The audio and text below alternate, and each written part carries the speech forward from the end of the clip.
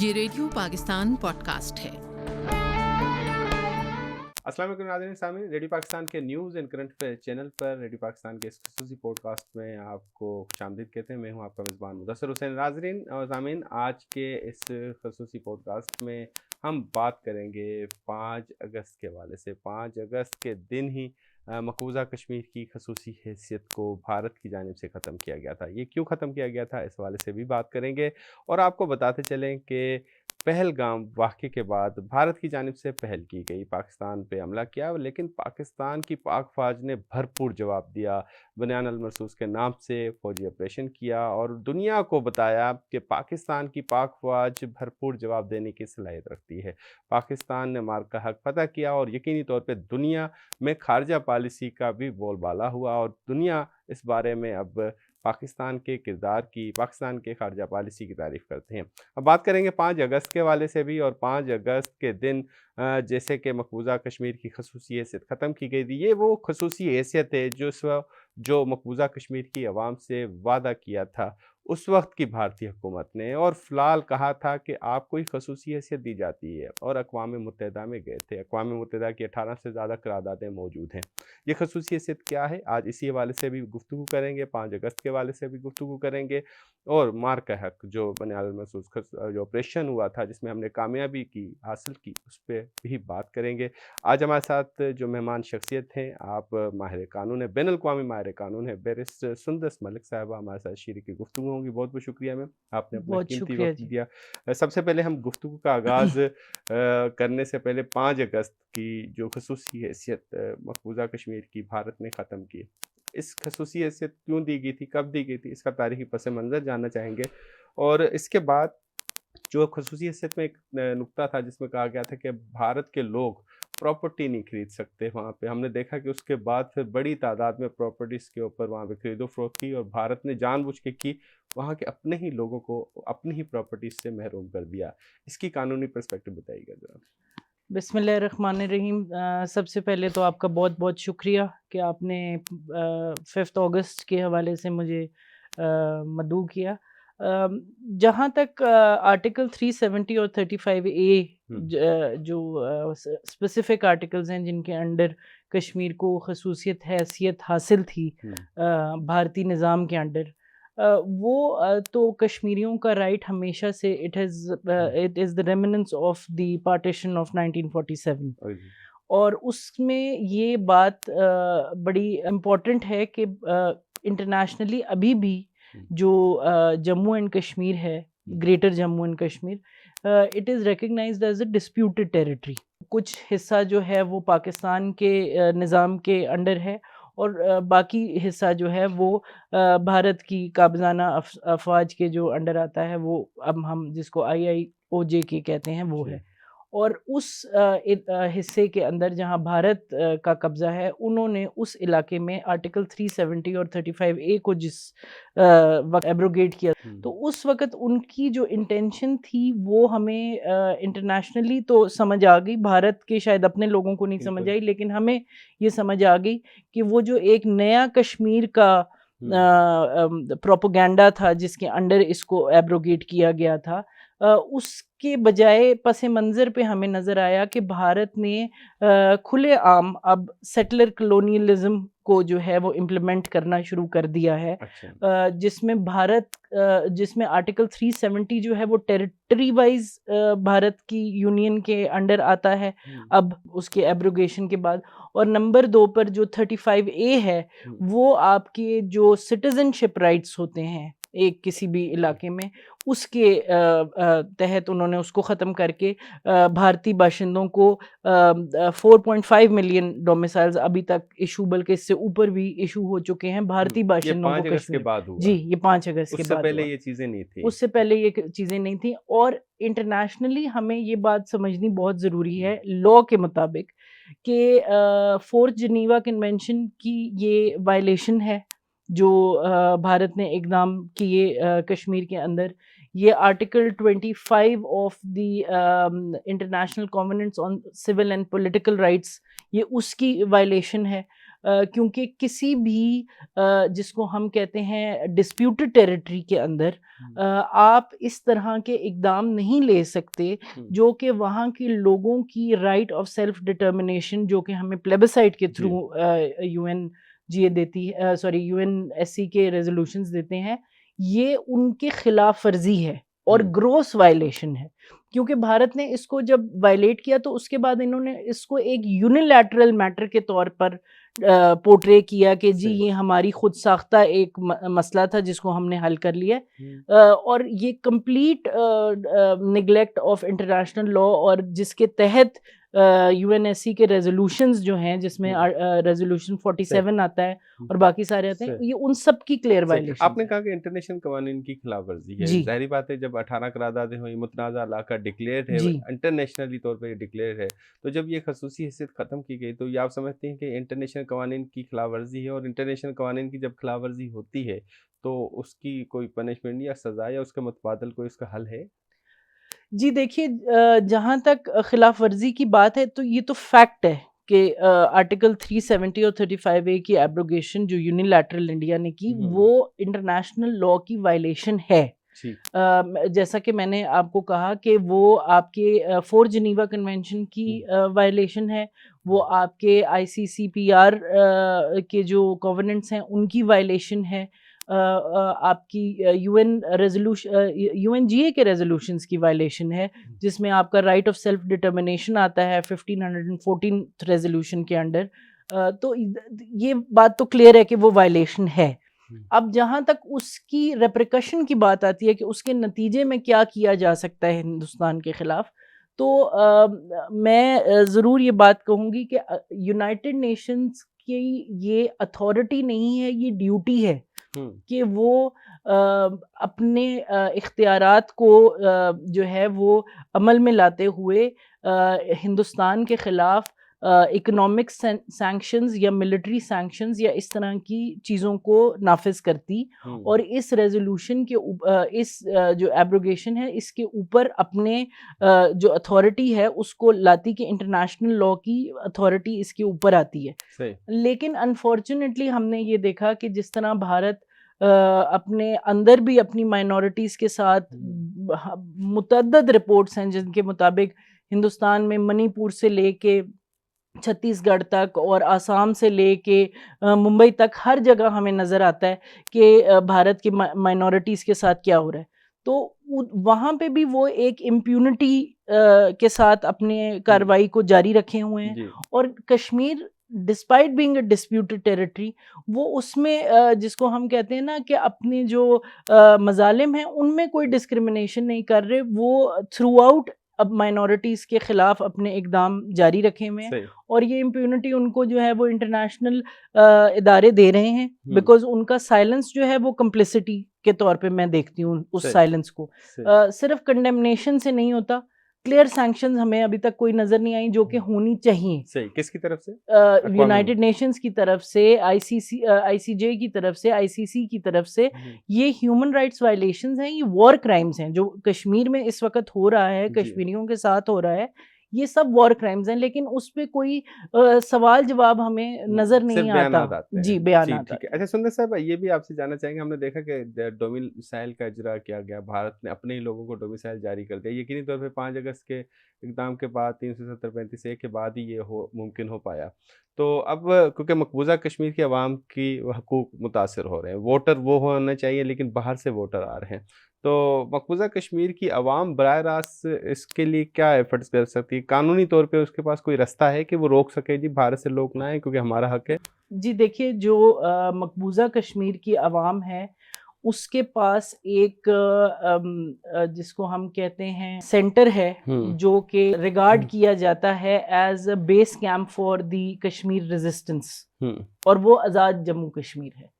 آزاد جموں کشمیر کی عوام، آزاد جموں کشمیر کے نمائندے جو ہیں وہ سب سے بڑی آواز ہے مقبوضہ کشمیر کے عوام کے لوگوں کے لیے، کیونکہ جیسے ہم جانتے ہیں کہ UAPA جیسے قوانین، PSA جیسے قوانین بھارت میں نافذ ہیں، جس کے تحت یہ پاکستان نہیں کہتا، یہ آزاد کشمیر کے لوگ نہیں کہتے، یہ ایمنیسٹی انٹرنیشنل کہتی ہے، یہ ہیومن رائٹس واچ کہتی ہے، یہ جینوسائیڈ واچ کہتی ہے کہ بھارت جو ہے وہ کشمیر کے اندر ان قوانین کے انڈر UAPA ہو گیا یا PSA ہو گیا، ان کے تحت وہاں کی عوام کو، وہاں کی جو میڈیا ہے، وہاں کی جو صحافت ہے، وہاں کی جو آوازیں ہیں جو حق کی آواز بننے کی کوشش کر رہی ہیں، ان سب کو دبا رہے ہیں۔ اور اس کے تحت وہ خود کوئی ایسا اختیار اپنے پاس نہیں رکھتے جس سے وہ اپنی آواز کو دنیا تک پہنچائیں۔ لیکن جیسے میں نے کہا کہ base camp for the resistance of the Kashmir issue, وہاں کی عدلیہ تو متنازع ہے نا، بھارت کی عدلیہ بھی کوئی انصاف نہیں دیتی، تو انٹرنیشنل کورٹ آف جسٹس سے رابطہ کیا جا سکتا ہے اس حوالے سے؟ جی میں وہی کہہ رہی ہوں، میں بھارت کے اندر تو کسی اعتدال کی اور کسی عدل کی جو ہے وہ امید بھی نہیں رکھتی، اور مجھے لگتا ہے کہ کشمیری بھی نہیں رکھتی۔ اس کا کیا کرائٹیریا، وہ کن کن معاملات پہ ان کو بھارت کو تنبیہ کر سکتی ہے یا کوئی سزا دے سکتی ہے؟ جو انٹرنیشنل کورٹ ہے وہ تب فنکشن میں آتے ہیں جب کوئی انٹرنیشنل اتھارٹی ان کو ان چیزوں کے بارے میں انفارم کرتی ہے۔ جیسے ہم نے اسرائیل پیلسٹائن کے کیس میں دیکھا کہ ساؤتھ افریقہ نے علم اٹھایا، اور انہوں نے آگے جا کے ICC کے اندر، ICJ کے اندر اپنے مطالبات رکھے کہ جو فلسطین میں ہو رہا ہے وہ غلط ہو رہا ہے۔ روم اسٹیچو ہے جو پروٹیکٹ کرتا ہے اس قسم کے اقدامات کو، اور انفارچونیٹلی پاکستان کیونکہ سگنیٹری نہیں ہے روم اسٹیچو کے انڈر، تو اور خود پارٹی ٹو دا کیس ہے، تو اس لیے ہم تو کیس کو نہیں لے کے جا سکتے۔ لیکن جو ہماری عوام ہے جو آزاد کشمیر میں موجود ہے، جن کے پاس یہ ساری stories from across the border اپنی فیملیز کے تھرو جا سکتے ہیں، وہ انڈیویجولی نہیں جا سکتے، لیکن وہ اپنی تنظیموں کے تھرو ہمارے آزاد کشمیر کے جا سکتے ہیں، وہ الگ اسٹیٹ ہے، اس میکنزم کو چارج کر سکتے ہیں۔ وہ جا کے ہمارے آزاد کشمیر میں اگر ہمارے پرائم منسٹر ہیں یا ہمارے پریزیڈنٹ ہیں یا جو ہمارے نمائندگان ہیں، وہ سارے جا کر ایٹ لیسٹ ان ممالک کے ساتھ تو بات کر سکتے ہیں جو ان ایکشنز کو آگے پروسیڈ کروا سکتے ہیں۔ کے معاملے میں ساؤتھ افریقہ گیا، اس میں تھرڈ پارٹی کوئی اور ملک جا سکتا ہے، بالکل جا سکتا ہے۔ صحیح، تو کس کو ویسے جانے کے امکانات ہیں؟ کوئی اس نے رابطہ کیا اس حوالے سے؟ آپ کے پاس کوئی اطلاعات ہوں؟ نہیں، رابطہ تو خیر ایسا کسی نے اسٹیٹ لیول پہ تو ابھی تک نہیں کیا، لیکن جو ہمارے پاس فرٹائل گراؤنڈ ہے اس میں ہمارے پاس اسپین جیسے ممالک ہیں، ان میں ہمارے پاس آئرلینڈ جیسے ممالک ہیں، ان میں ہمارے پاس ساؤتھ افریقہ جیسے ممالک ہیں، گیمبیا جیسے ممالک ہیں جو پہلے بھی ہسٹری رکھتے ہیں، who have a legal precedence of speaking out against these sort of actions۔ تو ہمارے پاس وہ بڑا فرٹائل گراؤنڈ ہے جس کو ہمارے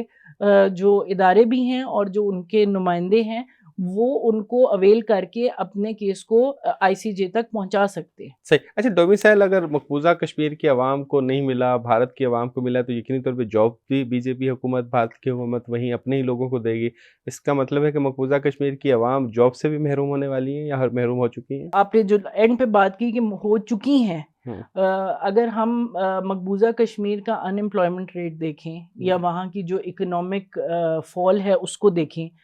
ٹورزم ڈیفینیٹلی 2019 کے بعد بھارت نے یہ دکھانے کی کوشش کی کہ نئے کشمیر کے انڈر ٹورزم میں بڑی انکریز آئی ہے، لیکن that can not be the only source of income for the people of Kashmir. اور اس میں ہمیں یہ نظر آیا کہ اکنامک ڈاؤن فال آیا رادر دین رائز، اور یہ اگین یہ ہمارے منہ کی بات نہیں ہے، یہ ہندوستان کا اپنا میڈیا رپورٹ کرتا ہے کہ کشمیر میں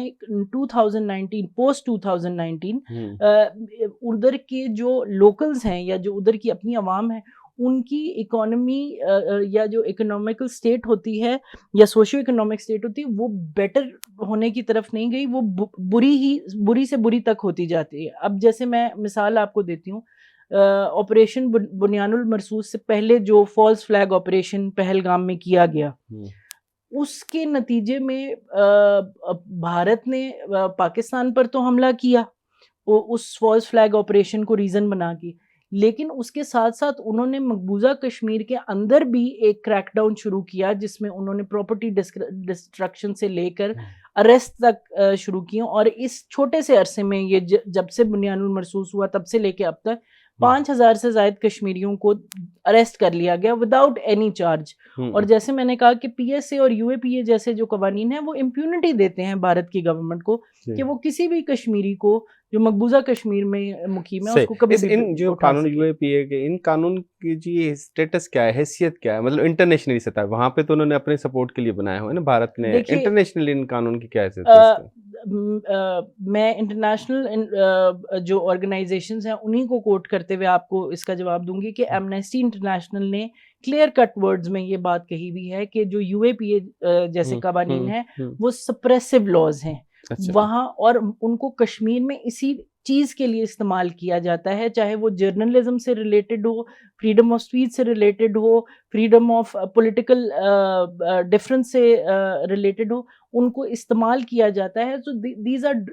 what we call draconian laws. یہ انسانیت کے مخالف قانون ہیں اور ان کا استعمال بھی کشمیری عوام کی آواز کو دبانے کے لیے کیا جاتا ہے. اچھا سندس صاحبہ یہ بھی بتائیے کہ ہم نے دیکھا کہ مقبوضہ کشمیر کے عوام وہ وہاں کلچر کیا ہے, وہاں کا رہن سہن الگ ہے, لیکن وہاں پہ ایجوکیشن پالیسیز تبدیل کی جانے کی کوشش کی جا رہی ہے. زبردستی کہا جا رہا ہے کہ ہندی پڑھیں, اب زبردستی کہا جاتا ہے کہ اتہاس پڑھیں, انڈیا کا وہ پڑھیں, ہندوازم پڑھیں. تو یہ انٹرنیشنلی کیا اس طرح پابند کیا جا سکتا ہے کسی انسان کو کہ نہیں جی ہمارے کہنے پہ ہماری چیز پہ پڑھیں آپ؟ دیکھیے جہاں تک انٹرنیشنل نارمس کی یا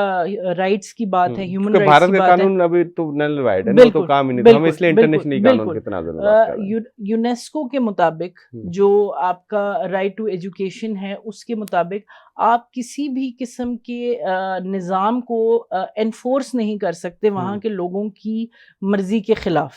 لیکن پھر ہم وہی بات دیکھتے ہیں کہ وہ اسٹیٹ وہ قابض اسٹیٹ جو کہ لوگوں کے ہیومن رائٹس کی فکر نہیں کرتی, جو میس گریوز بناتی ہے, جو پیلٹ گنز یوز کرتی ہے, جو ایکسٹرا جوڈیشل کلنگز کرتی ہے, اگر وہ ان سب قوانین کی خلاف ورزی بڑی امپیونٹی کے ساتھ کر دیتی ہے تو اپنے ایجنڈا کو یا اپنے نیریٹو کو لوگوں کے اندر انکلکیٹ کرنے کے لیے وہ کس حد تک نہیں جا سکتی. تو یہ بھی خلاف ورزی ہے, باقی بھی ساری خلاف ورزیاں ہیں اور یہ امپیونٹی کے ساتھ ہو رہی ہیں, جس طرح بالکل ویسے ہی اسی ماڈل پہ ہندوستان کام کر رہا ہے جس ماڈل پہ اسرائیل کام کر رہا ہے. It is settler colonialism, it is demographic change, it is dehumanisation and at the end complete extinction of a culture of a people جو کہ انڈیجنس ہیں اس جگہ. صحیح. ماورا عدالت قتل ہو رہے ہیں مقبوضہ کشمیر کے اندر, اور اس طرح کے قتل کے حوالے سے ہم نے یہاں پہ رپورٹ بھی دیکھا وہاں پہ مقبوضہ کشمیر کے اندر جو وہاں پہ آرمی فورسز کے لوگ ہیں جب قتل کرتے ہیں تو ان کو اعزازات سے نواز دیا جاتا ہے. عدلیہ وہاں پہ غیر فعال ہے, وہاں پہ عدلیہ سے رجوع کیا جاتا ہے تو مزید ان کو اور مشکلات کا سامنا ہوتا ہے مقبوضہ کشمیر کے عوام کو. آپ بینگ کے قانونی ماہر, آپ کو رستہ بتا سکتے ہیں کہ اس طرح کا ماورا عدالت اگر کوئی قتل کسی کا ہو جائے تو وہ کون سا رستہ اختیار کریں؟ دیکھیے اس وقت تو قانونی ماہر کے طور پہ بھی میں اس بات پر شرمندہ ہوں کہ جو انٹرنیشنل ہمارے ادارے ہیں جو فلیگ بیررز ہیں ہیومن رائٹس کے, جو بات کرتے ہیں ہیومن رائٹس کی, جو قصیدے پڑھتے ہیں لائف آف ڈگنیٹی کی اور پولیٹیکل رائٹس کی, ہم ان ساروں کے منہ بند دیکھتے ہیں جب کشمیر میں ہونے والے مظالم کی خبر سامنے آتی ہے. یاسین ملک صاحب جو ہیں وہ آپ نے دیکھا کہ ایک کیس کے اندر ان کو لائف امپریزنمنٹ کا جو ہے وہ سزا سنائی گئی, اور اس کے بعد جس طرح کی ان کی حالت ہے, جتنی پولیٹیکل لیڈرشپ ہے, یہاں پہ مسرت عالم بھٹ صاحب کا نام ضرور لینا چاہیے جو کہ longest serving prisoner in Asia ہیں وداؤٹ اے چارج. ٹھیک ہے, ان کو وہ اس وقت ہیڈ ہیں اے پی ایچ سی کے, آل پارٹیز حریت کانفرنس کے, لیکن وہ بھی اس وقت جو ہیں وہ پابند سلاسل ہیں. اس کے علاوہ آسیہ اندرابی صاحبہ ہیں ہمارے. تو مطلب جتنی بھی ایکچوئل پولیٹیکل لیڈرشپ ہے اس کو بند کر دیا گیا ہے, اس کو خاموش کر دیا گیا. اور جو پپٹ رولرز جن کو ہم کہتے ہیں, جس میں عبداللہ فیملی آتی ہے یا مفتی فیملی آتی ہے یا لون فیملی آتی ہے, جو کہ puppet rulers of the Indian government ہیں, وہ ہمیں نظر آتا ہے کہ وہ بھی وقتاً فوقتاً استعمال کیے جاتے ہیں ہندوستان کے اپنے مقاصد کو پورا کرنے کے لیے، اور وہ اس کا پورا فائدہ اٹھاتے ہیں ویدر ان کیش اور ان کائنڈ. لیکن جہاں تک کشمیر کی ایکچوئل ایشوز کو فیس کرنے کی بات ہے، جہاں کے جو کہ آکوپیشن ہے، there is a huge difference between governance issues and occupation. ایک ملک میں چاہے ہم پاکستان میں بیٹھیں یا ہم امریکہ میں بیٹھیں یا ہم برطانیہ چلے جائیں، ہر ملک کے گورننس ایشوز ہوتے ہیں، لیکن کسی گورننس ایشو کو ایک آکوپیشن کے ساتھ آپ کمبائن نہیں کر سکتے یا پیرلل نہیں کر سکتے. They are two different things. اور جو پپٹ رولرز ہیں وہ گورننس کی باتیں تو شاید تھوڑی بہت کر دیتے ہوں ادھر ادھر، لیکن جہاں تک آکوپیشن کی بات ہے، جہاں تک ایکچوئل ڈریکونین لاز کی بات ہے، جہاں تک ایکچوئل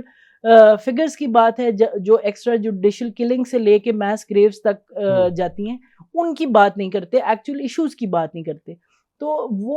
وہ بھی بالکل ہم نے دیکھا ہے کہ سمن بکمن ہے، ان کے بھی منہ سے کوئی آواز اس طرح کی نہیں نکلتی جو کہ کشمیر عوام کے مسائل کو حل کر سکے. تو اس لیے بھارتی نظام اس وقت at a complete opposite pace to the will of the people جا رہا ہے. اور اسی وجہ سے یونائٹڈ نیشن سیکیورٹی کاؤنسل کے جو ریزولوشنز ہیں ان کے بارے میں بار بار بات کرنا، ان کو اجاگر کرنا، ان کے تحت جو پلیبسائٹ پاکستان اور ہندوستان کے بیچ میں ہونا ہے کشمیر کے حوالے سے، اس کے اوپر بات کرنا، کشمیری عوام کو جو یہ حق خود ارادیت ہے اس کے بارے میں بات کرنا یہ بہت ضروری ہے. صحیح. اچھا سندس صاحبہ، کیونکہ ہم بات تو 5 اگست کے حوالے سے بھی کر رہے ہیں، اس کی قانونی تمام پہلوز پہ آپ سے گفتگو بھی کی. ہم نے دیکھا کہ پہلگام واقعے کے بعد، جس کا ہم نے انٹرو میں ذکر کیا کہ بھارت نے پہل کی، اس کا بھرپور جواب دیا. ہماری پاک فوج نے مارکہ حق فتح کیا اور بنیان المسوس کے نام سے آپریشن میں کامیابی حاصل کی. آپ بیرون ملک بھی ابھی گئی ہوئی تھی، تو انٹرنیشنلی اس پہ پاکستان کو بڑی پذیرائی ملی ہے اور بڑی تعریف بھی ہو رہی ہے. آپ کے زبانی بھی تھوڑی سا سننا چاہیں گے، کیا خیالات تھے لوگوں کے حوالے سے؟ دیکھیے جی، جہاں تک انٹرنیشنلی بات ہے، میں نے جس کے ساتھ جہاں میں نے جا کر بات کی، سب سے جس بات پر الحمدللہ ہمیں فخر ہوتا ہے وہ یہ ہے کہ پاک افواج نے ہندوستان کو بڑا ڈائلیوٹ کر دیا ان کا جو برواڈو تھا، ان کی جو پی آر تھی، جو انہوں نے ایک اپنے بارے میں مس انفارمیشن پھیلائی ہوئی تھی، جو سچی خبروں کو چھپایا ہوا تھا، اس کو ایکسپوز کر کے رکھ دیا. جہازوں کو چھپایا ہوا تھا، ٹرمپ بار بار کہہ رہا ہے کہ 5 جہاز نہیں، جہازوں کو چھپایا ہوا تھا. میں جہازوں سے زیادہ میں تو فکر مند ہوں کیپٹن شیوانگی کے بارے میں کہ بنیان المرصوص کے بعد سے تو ان کو کسی نے انڈین میڈیا پہ بھی نہیں دیکھا، تو وہ بھی غائب ہیں. مطلب ان کا بھی نہیں پتا، ہندوستان کی حکومت بتانے کو تیار کہ وہ کیپٹن شیوانگی گئی کدھر گئی. اور لیکن میں نے جس چیز پہ سب سے زیادہ فخر ہوا وہ یہ ہوا کہ تمام جو بین الاقوامی ہمارے اینالسٹس ہیں وہ اس بات پر بڑے حیران تھے اور بڑے پلیزنٹلی سرپرائز تھے کہ جب پاکستان نے بنیان المرصوص لانچ کیا تو that was very in expected by the international فورا. They were not expecting such a resilient response by the Pak Armed Forces. اور اس وقت بینگ کشمیری میں نے اس بات کو ان تک بھی پہنچایا کہ الحمدللہ پاکستان کشمیر کے ساتھ کھڑا ہے، اور یہی ریزن ہے کہ ابھی تک کشمیر میں ریزسٹنس کی جو ایک اسپرٹ ہے وہ جاری اور ساری ہے. ورنہ اگر اللہ نہ کرے اگر ہمارے حالات اس طرح ہوتے کہ ہمارا کوئی اس طرح بیک پہ سٹینڈ نہ کر رہا ہوتا جس طرح پاکستان کشمیر کی بیک پہ سٹینڈ کر رہا ہے، تو ہمارے حالات فلسطین والے ہوتے. we would have been razed to the ground by the Indian army. Pahalgam جیسے واقعات یا جو انسیڈنٹس ہوتے ہیں وہ ہوتے ہی اس لیے ہیں because they know that inside themselves, the Indian armed forces and the Indian government, they know that they cannot fight Pakistan well in a symmetric war. جو کنونشنل وار ہے اس میں وہ پاکستان کے ساتھ نہیں لڑ سکتے. اور الحمدللہ پاک افواج نے یہ بات دنیا کو بھی بتا دی. جو ہمارے D G I S P R صاحب نے بیان ایک دیا تھا کہ جب ہم حملہ کریں گے تو پوری دنیا دیکھے گی, ہمیں لوگوں کو جا کے پروپیگینڈائز نہیں کرنا پڑے گا کہ ہم نے کیا کیا. اور وہی ہوا کہ پوری دنیا نے دیکھا, and they were like I said very pleasantly surprised کہ پاکستان کے اندر اتنی مائٹ ہے, پاک افواج کے اندر اتنی مائٹ ہے کہ ہندوستان کو امریکہ کو اپروچ کر کے جو ہے اپنے سرینڈر مودی صاحب, اب تو ان کا نام بھی چینج ہو گیا, ان کو جو ہے وہ سیز فائر کروانا پڑا after only a few hours. اور یہ ہندوستان کے اپنے اندر بھی بیٹھے ہوئے اینالسٹ یہی کہہ رہے ہیں کہ آپ ہندوستان کی عوام کو, اور خاص طور پہ جو بی جے پی بھکتس ہیں, ان کو تو آپ بیوقوف بنا سکتے ہیں مختلف بیانیے دے کے, چھوٹی تعداد ہے مائنر لوگ, بالکل. لیکن جہاں تک انٹرنیشنل کمیونٹی کی بات ہے, آپ نے جیسے ابھی ذکر کیا کہ ڈونلڈ ٹرمپ صاحب نے آ کے ایک دفعہ نہیں بہت دفعہ, انہوں نے متعدد دفعہ ہندوستان کے بیانیے کو جو ہے وہ ڈینائی کیا, اور انہوں نے بتایا کہ اصل حقیقت کیا ہے. اور ابھی جس طرح اورنگزیب صاحب نے ہمارے ای وی ایم نے کہا تھا کہ 6-0, تو وہ بات بھی انہوں نے کسی حد تک جو ہے وہ مان لی, چل 6 نہیں 5 تو مانے, جی وہ تو 5 بھی چھپا رہے ہیں, جی وہ تو 5 بھی چھپا رہے ہیں. انہوں نے تو اپنی مطلب ہر چیز کو کور کرنے کی, جی وہ اپنے لوگوں کو گمراہ کر سکتے ہیں, لیکن لائک آئی سیڈ دنیا کو گمراہ وہ کر نہیں سکتے, دنیا کو نہیں کر سکتے. بالکل. اچھا, ڈونلڈ ٹرمپ صاحب کی جانب سے ثالثی کی پیشکش ہوئی کشمیر کے معاملے پہ, کیسے دیکھتی ہیں, کیا ممکن ہو پائے گا, بھارت مان لے گا اس بات کو؟ جی دیکھیے, بات یہ ہے کہ ڈونلڈ ٹرمپ صاحب کی جو پیشکش ہے وہ اس کا خیر مقدم کرنا چاہیے, but not just as a nation, not just the US becoming کہ بھارت ہمیشہ بلیک میل کرتا ہے دنیا کو معاشی معاملات پہ, لیکن معاشی معاملات پہ تو امریکہ اور بھارت کے تعلقات اچھے ہیں. تو اگر امریکہ کہتا ہے کہ ہم ثالثی کرتے ہیں, اگر بھارت نے نہیں کی تو معاشی معاملات ان کے خراب ہو سکتے ہیں. دیکھیں, جو بھارت اور امریکہ کی جو تعلقات ہیں ان کے بارے میں وہ فیض صاحب کا شعر اب بہت اپروپریٹ لگتا ہے کہ مجھ سے پہلی سی محبت میرے محبوب نہ مانگ. تو اب بھارت اور امریکہ کے وہ تعلقات رہے نہیں. جس چیز کے لیے بھارت کو استعمال کیا جا رہا تھا, which was to create pressure in this region against China, اس میں تو ہندوستان badly failed. وہ پاکستان کو تھریٹ کرتے تھے, بٹ وہ ساتھ ساتھ چائنا کے لیے بھی ایک ڈیٹرنٹ کے طور پہ استعمال کیا جا, تو that they have completely failed in. اور اب اگر ٹرمپ صاحب کچھ اس طرح کی پیشکش کرتے ہیں بھارت کی گورنمنٹ کو, اور وہ اس کو ڈینائی کرتی ہے, تو I think it is going to lead further to the deterioration between the relationship of U S A and India. اور جس طرح سے پاکستان کی اس مائٹ کو ریسیو کیا گیا ہے انٹرنیشنلی, جس طرح ایک شوق لگا ہے پوری دنیا کو کہ الحمدللہ ہم تو ہمیشہ سے جانتے تھے کہ جب تک پاکستان افواج جو ہیں وہ ہمارے بارڈرز پہ ہماری پروٹیکشن کے لیے موجود ہیں, تب تک کوئی ہمیں مطلب کسی قسم کا نقصان پہنچا نہیں سکتا. لیکن اب دنیا کو بھی یہ بات سمجھ آ گئی کہ ہم اینٹ کا جواب پتھر سے دینے کی ہمت رکھتے ہیں, اور اینٹ کا جواب پتھر سے ہی دیا جاتا ہے. اور میں ہمیشہ ایک بات کہتی ہوں کہ Bharat Indian government specially is like a mad and pit bull on the street, اور جو پاگل ہوا جانور ہوتا ہے اس سے بات چیت نہیں کی جاتی, اس کا منہ توڑا جاتا ہے. اور جب بھارت نے حملہ کر کے پاکستان پہ اپنے پاگل پنے کا ثبوت دیا, تو پاکستان افواج نے جس طرح کا منہ توڑ جواب دیا وہ بالکل اپروپریٹ. جی سندس صاحب, 14 اگست آنے والی ہے, 14 اگست کے موقع پر آپ کیا پیغام دینا چاہیں گے؟ جی میں تو کہوں گی کہ الحمدللہ دوبارہ 14 اگست آنے والی ہے, اور اس پہ میں یہی پیغام دینا چاہوں گی تمام ہمارے عوام کو کہ ہمیں اللہ کا شکر ادا کرنا چاہیے کہ 14 اگست جیسے دن کو منانے کی ہمیں جو ہے وہ خوشی نصیب کی اللہ نے. 1947 میں جناح صاحب نے جو پاک و ہند کے مسلمانوں کے لیے ایک علیحدہ خطے کو منتخب کیا اور اس کو اچیو کر کے دکھایا, I think that was the greatest service done to the Muslims of Southeast Asia اور South Asia. اور جہاں تک کشمیر کی بات ہے, کشمیر جیتا جاگتا ثبوت ہے اس فیصلے کی سچائی کا, اس فیصلے کی کے صحیح ہونے کا, کہ جب تک مسلمان جو ہیں وہ ایک ہندو ریاست کے اندر قابض رہیں گے، چاہے وہ جتنا اپنے آپ کو سیکولر کہیں، وہاں پر وہ تکلیفوں کا سامنا کریں گے. اور جب ہم پاکستان کی طرف سے دیکھتے ہیں تو وہی بات ہے کہ ہمارا سر اس فخر میں بلند ہو جاتا ہے کہ not only did we achieve the creation of Pakistan but recently اس یہ جو 14 اگست 2025 آ رہا ہے، اس سے 1-1.5 مہینہ پہلے مئی 2025 میں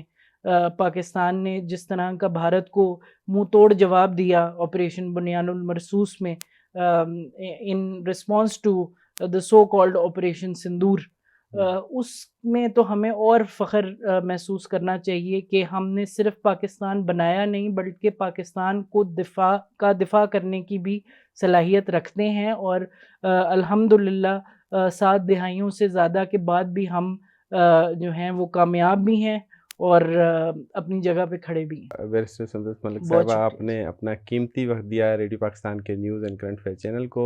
ناظرین سامعین، آج کے اس خصوصی پروگرام میں ہمارے ساتھ تھی بیرسٹر سندس ملک صاحبہ، جنہوں نے 5 اگست کے حوالے سے خصوصی طور پہ گفتگو کی اور اس حوالے سے قانونی کوئی معاملات تھے اس کی رائے بھی دی، اور انٹرنیشنلی سطح پر جو معاملات جا رہے ہیں اس پہ حوالے سے بھی گفتگو کی. اس کے ساتھ اپنے میزبان مدثر کو دیجیے گا اجازت. اللہ حافظ.